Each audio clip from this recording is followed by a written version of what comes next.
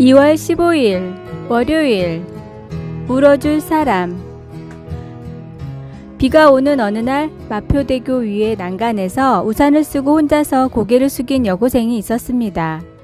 몇 분 후 저 멀리서 한 여순경이 허겁지겁 뛰어와 여고생 앞으로 달려갔습니다. 그리고 무릎을 꿇고 손을 잡으며 위로의 말을 건넸습니다. 처음엔 경찰을 보고 놀랐지만 진심 어린 따스한 위로를 듣던 여고생은 따돌림을 당하고 성적까지 떨어져 죽을 결심을 하고 마포대교를 찾았다며 펑펑 울기 시작했습니다.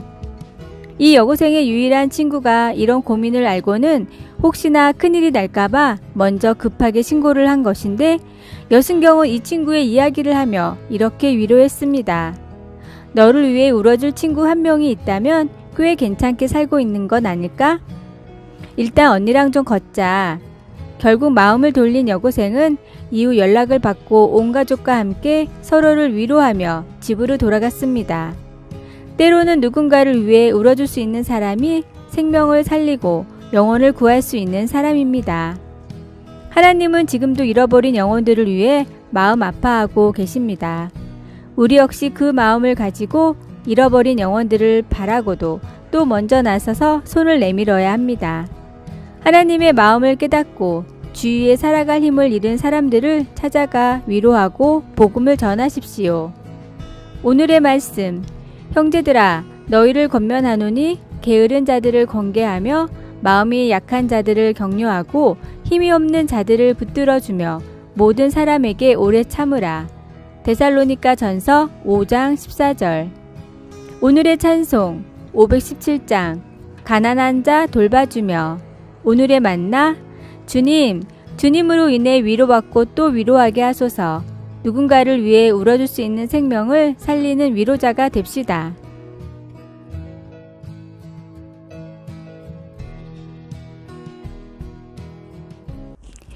(2월 16일) 화요일. 피카 정신. 피카라는 이름의 커피집이 있습니다. 피카라는 말은 스웨덴 말로 항상 가족, 동료 직원 혹은 친구들과 함께 커피와 작은 케이크를 놓고 휴식을 취하는 것을 뜻합니다. 피카의 정신에는 예수님에 대한 이야기가 들어 있습니다. 주님도 시간을 내어 사람들과 함께 드시면서 휴식을 취하신 것입니다. 학자들에 의하면 예수님의 식사는 아무렇게나 준비된 것이 아니었다고 합니다. 신학자 마크 글렌빌은 예수님의 식사를 구약에서 이스라엘의 향연과 축제에서 즐거운 마음으로 먹는 두 번째 코스라고 부릅니다. 식탁에서 예수님은 하나님이 의도하신 바 이스라엘이 지녀야 할 모습을 그대로 재현해 보이셨는데, 그것은 이스라엘이 온 세상의 기쁨과 축하와 공유의 중심이 되는 것이었습니다. 5,000명을 먹이신 일부터 최후의 만찬, 나아가 부활하신 후 두 제자와 식사하신 것에 이르기까지 예수님은 식탁 사역을 하시면서 우리로 하여금 끊임없이 분투만 하지 말고 주님 안에 머무르라고 요청하십니다. 사실 그 두 제자는 예수님과 함께 식사를 하기 전까지는 그분이 부활하신 주님이라는 것을 알아차리지 못했습니다. 떡을 가지사 축사하시고 떼어 그들에게 주시니 그들의 눈이 밝아져 30에서 31절 살아계신 그리스도를 알아보았습니다. 주님은 분명히 생명의 양식입니다. 우리도 주님의 식탁에 오래 머물러 주님에 대해 더 많이 알 수 있기를 소원합니다. 말씀. 그들과 함께 음식 잡수실 때에 떡을 가지사 축사하시고 떼어 그들에게 주시니 누가복음 24장 30절. 찬송 221장. 주 믿는 형제들. 기도. 주님의 식탁에 머무를 수 있도록 시간과 공간을 마련해 주시니 감사합니다. 시간을 내어 생명의 양식을 먹게 하소서. 아멘.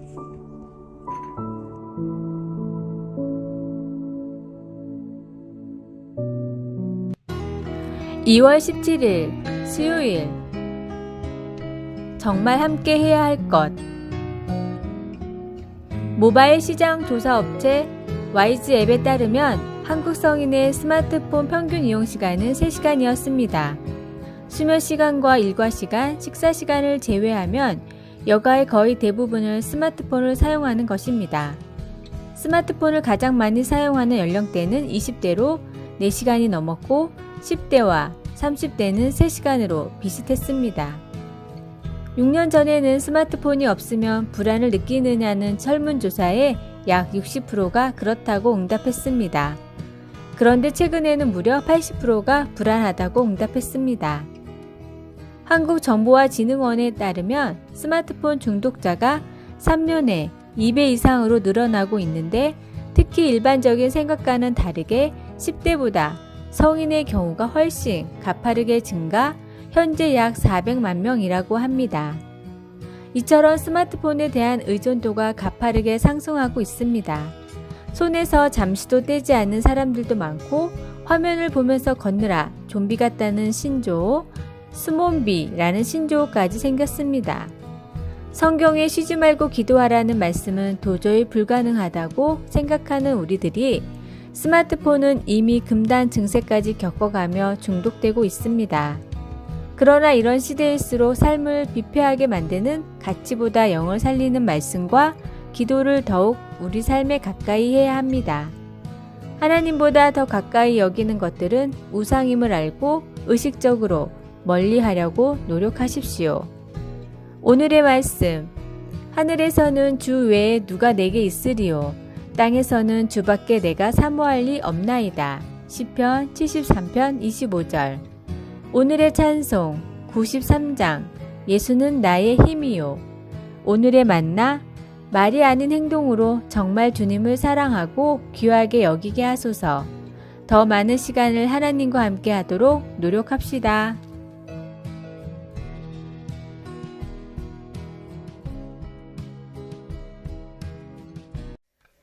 2월 18일 목요일 하나님의 이야기 속에서 살기. 어니스트 헤밍웨이가 단어 6개로 흥미진진한 이야기 하나를 지어낼 수 있느냐는 질문을 받았습니다. 그의 응답입니다. 아기 신발 팝니다. 한 번도 신지 않았음.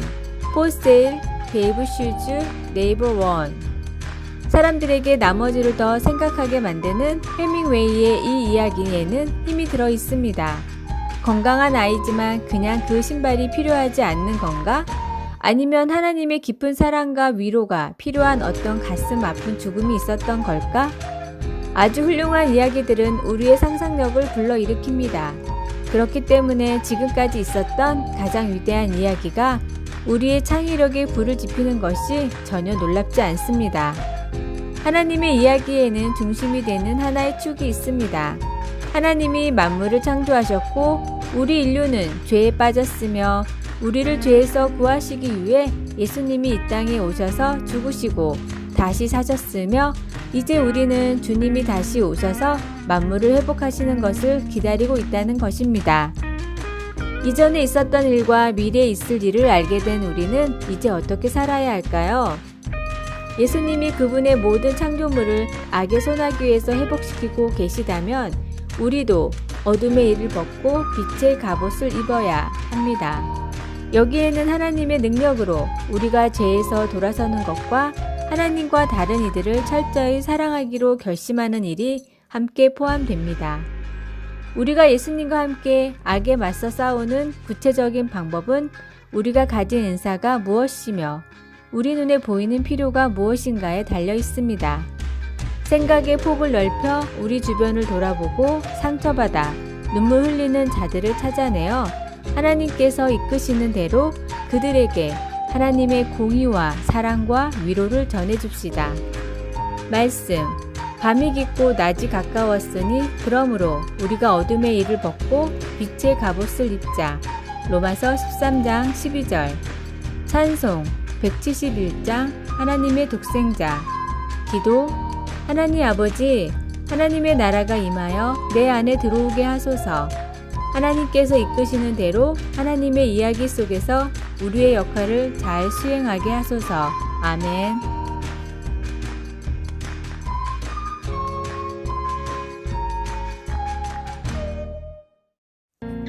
2월 19일 금요일. 발은 다시 씻으면 그만. 군 제대 후 복학을 하게 되었습니다. 자취 비용을 벌어야 했으나 취업 준비로 일할 시간이 빠듯했습니다. 전에 학원에서 일한 적이 있었는데 그 원장 선생님이 저의 사정을 전해 듣고서 지인 딸에게 수학 과외를 해보라고 권했습니다. 며칠 뒤 학생 집으로 갔습니다. 면담 내내 아이가 뾰루퉁에 가기에 진땀을 흘렸습니다. 나중에 학생 어머니로부터 전화가 왔고 과외하기가 어렵겠다고 했습니다. 이유를 물으니 선생님의 발냄새가 심해서 아이가 꺼려한다는 것이었습니다. 그 후 원장님과 설렁탕 집에서 만났는데 사연을 전해들은 눈치였습니다. 그리고 내가 말해놨으니 내일 다시 가보라고 했습니다. 저는 그러고 싶지 않다고 했습니다. 그러자 원장님은 세상에 힘든 일이 얼마나 많은데 이렇게 포기하는 거야? 발냄새가 난다면 그걸 없애면 되잖아 하고 재차 권면했습니다. 저는 한마디 말도 못하고 돌아왔습니다. 밤새 잠을 이루지 못했습니다. 다음날 저는 발을 씻고 학생 집으로 갔습니다. 학생은 여전히 심드렁했으나 저는 2시간을 버텼습니다. 그리고 취직하기 전까지 계속 과외를 했습니다. 나중에 알고 보니 학생은 이전 과외 선생님을 많이 좋아해서 괜히 트집을 잡은 거라고 했습니다. 원장님 말씀처럼 그 뒤로도 저의 인생에는 많은 위기가 있었습니다. 그때마다 저는 쭈그려 앉아 발냄새를 맡아보던 그날 저녁을 떠올렸습니다. 냄새나는 발은 다시 씻으면 그만이었습니다. 그렇습니다. 문제의 원인을 찾아 제거하면 그 문제는 잘 해결되리라고 봅니다. 우리가 살아오는 동안에도 억울하다 싶은 일들이 종종 있습니다. 때론 잘 참고 이겨내기도 합니다. 그러다 보면 나를 억울하게 했던 그 사람을 오히려 고마워하게 되는 경우도 생깁니다. 억울하다 싶었던 그 일로 인해서 이전보다 더 좋은 결과를 가져왔기 때문입니다. 오늘의 말씀, 하나님이여 주께서 우리를 시험하시되 우리를 단련하시기를 은을 단련한 같이 하셨으며 시편 66편 10절. 오늘의 찬송 343장 시험 받을 때에 오늘의 만나, 어려움을 모르는 것보다 더 불행한 사람은 없습니다. 하나님은 크게 쓰실 사람을 고난의 학교에서 연단시키십니다.